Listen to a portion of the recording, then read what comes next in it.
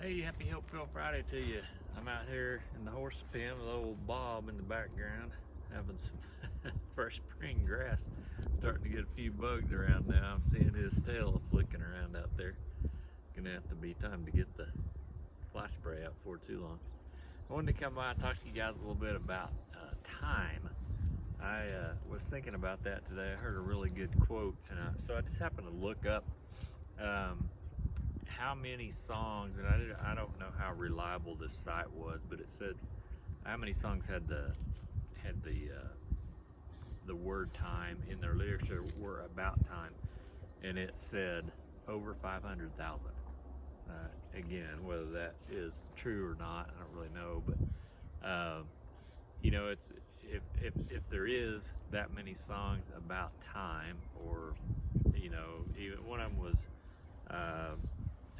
rocking around the clock, so you got different things involving time, but that just says that it's pretty important to most people. And if you think about that, it probably is.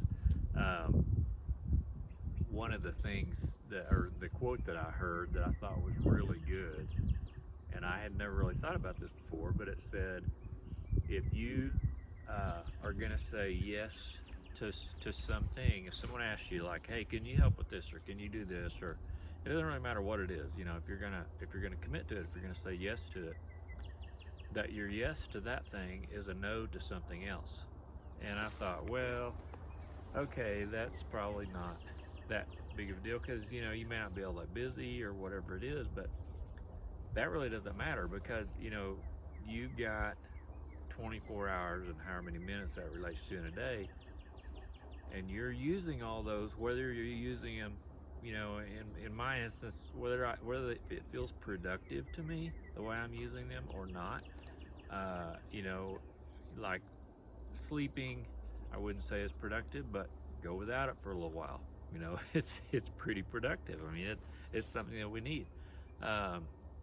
Maybe reading. A few years ago I picked up a novel by Larry McMurtry.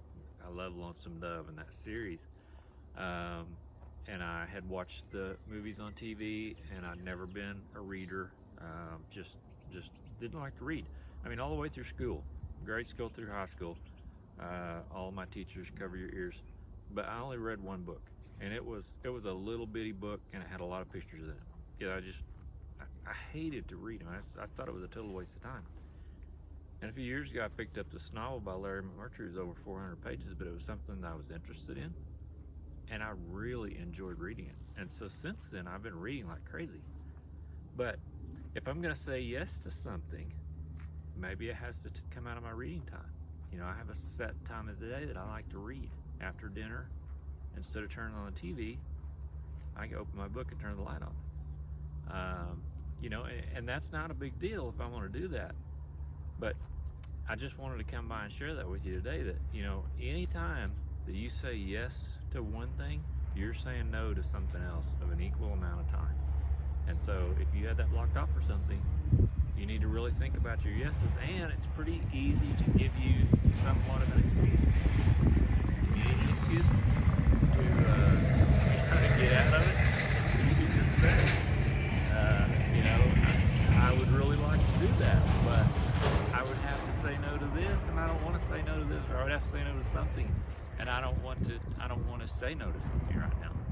I want to keep everything going in my life that's going right now. So anyway, just food for thought. I thought I would come by, tell you that there's a 500,000 songs out there that have to do with time, and for you to choose to do something else, to say yes to something else, you're gonna have to say no to another thing that's already going.